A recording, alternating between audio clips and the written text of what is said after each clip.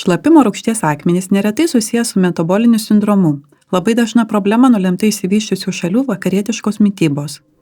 Šlapimo rūgšties akmenys susiformuoja, kai mityba yra per daug gyvūninių baltymų, kurie rūgština šlapimo pH ir papildo šlapimo rūgštį purino bazėmis. Šios tuomet išsiskiria su šlapimu.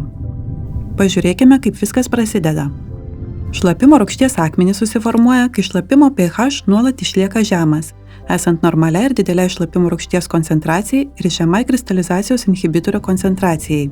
Kai šlapimo pH nuolat yra žemiau 5,5, šlapimas persotinamas šlapimo rūgštimi, kuri nusėda ir suformuoja kristalų branduolius.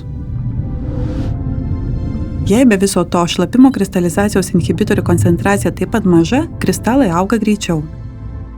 Į Lead Control PHAP sudėtį įeina unikalus inhibitorių ir šarminių medžiagų derinys – teobrominas ir kalio ir magnio citratai. Suvartoti ir metabolizuoti citratai papildo šlapimą šarmais ir pH padidėja.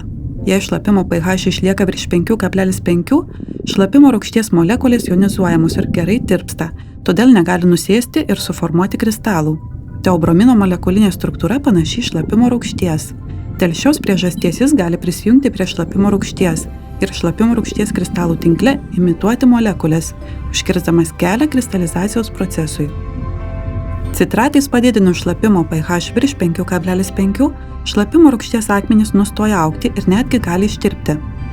Sinergiškai veikiant citratams ir teobrominui pristabdomas kristalizacijos procesas ir sumažinamas akmenų formavimasis, išvengiant paciento šlapimo peršarminimo, dėl kurio gali susidaryti kitų rūšių akmenys, pavyzdžiui, amonio urato ir kiti. Teobrominas veikia ilgai, saugodamas pacientą visą dieną, nepaisant šlapimo pH paros svyravimo.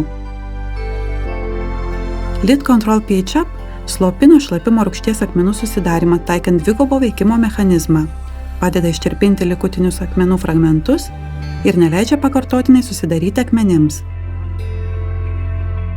DeviCare – pažanga ir atsidavimas gydant akmenų ligas.